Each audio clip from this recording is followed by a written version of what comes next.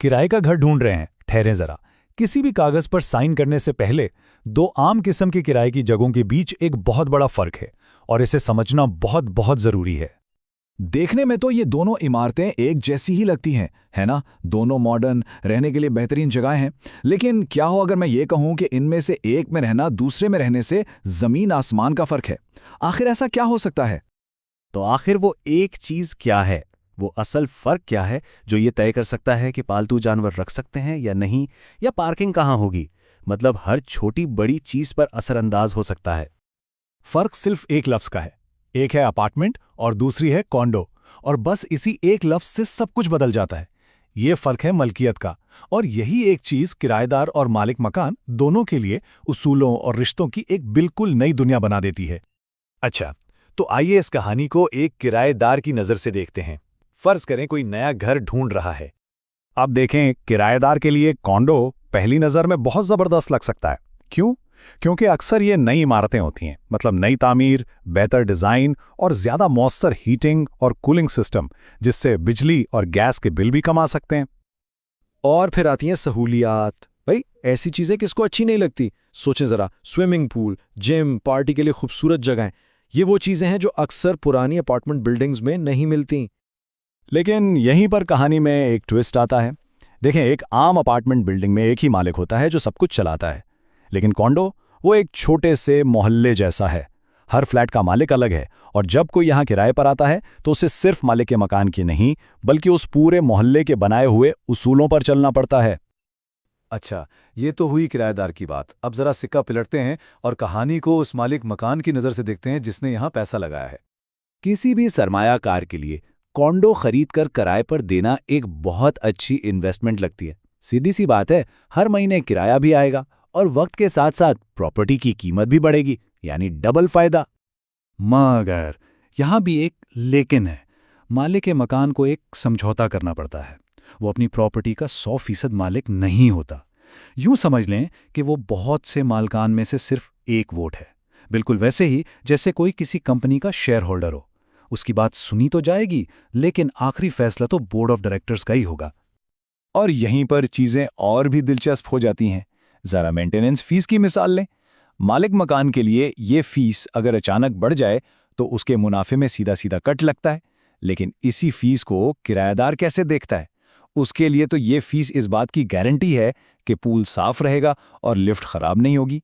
एक ही चीज़, दो बिल्कुल मुख्तलिफ नज़रिए। तो असल बात यह है कि मालिक का मकान हो या किराएदार, दोनों एक मोटी सी रूल बुक के पाबंद हैं। चलें जरा इस रूल बुक के कुछ मज़ेदार उसूल देखते हैं। पहला उसूल, सिर्फ रिहायशी इस्तेमाल। सुनने में तो ये आम सी बात लगती है ना? लेकिन ज़रा सोचें, अगर कोई घर से काम करता है और उसके क्लाइंट्स मिलने आते हैं, या कोई म्यूज़िक टीचर है जो अपने घर में सिखाता है, तो ये एक छोटा सा उसूल अचानक एक बहुत बड़ा मसला बन सकता है। फिर आती है लोगों की तादाद की हद। अब कोई खानदान ये सोच सकता है कि चलो एक बेडरूम और एक ड्राइंग रूम वाले यूनिट में 4 लोग आराम से रह लेंगे। लेकिन अगर कॉन्डो का कानून कहता है कि एक सोने के कमरे में सिर्फ 2 लोग, तो बस बात खत्म, कोई बहस नहीं हो सकती। अच्छा, और पालतू जानवरों का क्या मामला है? आमतौर पर किराए के कानून में पालतू जानवरों पर इतनी सख्ती नहीं होती, लेकिन एक कॉन्डो कॉरपोरेशन, ओहो, वो बहुत ही खास, बहुत ही सख्त उसूल बना सकती है। मतलब कितने पालतू जानवर होंगे, उनका वजन कितना होगा, यहाँ तक कि वो किस नस्ल के हो सकते हैं, हर चीज़ पर पाबंदी लग सकती है। और ये कानून इतने छोटे छोटे हो सकते हैं कि हैरानी हो। और वजह क्या बताई जाती है? सेहत और हिफाजत। हो सकता है बालकनी पर बारबेक्यू करने की इजाज़त ना हो। अरे हो सकता है दरवाजे के बाहर वेलकम वाला पायदान रखने की भी इजाज़त ना हो, क्योंकि किसी ने सोचा कि उससे कोई फिसल सकता है। तो सवाल ये है कि ये सारे उसूल बना कौन रहा है? आखिर पर्दे के पीछे कौन है? चलें अब इस कहानी के इस तीसरे और सबसे ताकतवर खिलाड़ी से मिलते हैं। इसे एक छोटी सी जमहूरियत की तरह समझे। सारे यूनिट मालिकान मिलकर वोट देते हैं और अपने में से ही एक बोर्ड ऑफ डायरेक्टर्स चुनते हैं, और फिर यही बोर्ड पूरी इमारत को चलाता है, सारे फैसले करता है। और इस पूरे सिस्टम का नाम है कॉन्डोमिनियम कॉरपोरेशन। ये उस इमारत की अपनी एक छोटी सी हुकूमत है, एक कानूनी इदारा जिसके पास इमारत की 4 दीवारी के अंदर होने वाली हर चीज पर आखिरी और हतमी इख्तियार होता है। तो इन सब बातों का खुलासा क्या है? अगर कोई कॉन्डो किराए पर ले रहा है या दे रहा है तो उसके लिए इन सब बातों का क्या मतलब है? पूरी बात का सबसे अहम नुक्ता सिर्फ एक है, वो ये कि एक आम किराएदारी में दो लोग होते हैं, किराएदार और मालिक मकान। लेकिन कॉन्डो में इस रिश्ते में हमेशा एक तीसरा फरीक भी शामिल होता है, एक ऐसा फरीक जो अक्सर सबसे ज्यादा ताकतवर होता है। इसका मतलब ये हुआ कि किराएदार के लिए जरूरी है कि वो कम्युनिटी के बनाए हुए उसूलों में फिट हो सके, ये जानते हुए कि उन उसूलों को बदलने में उसका कोई किरदार नहीं। और मालिक मकान के लिए उसे ये समझना होगा कि उसकी सरमायाकारी दूसरों के फैसलों पर मुनस्सिर है और उसे अपनी ही जायदाद पर मुकम्मल कंट्रोल कभी नहीं मिलेगा।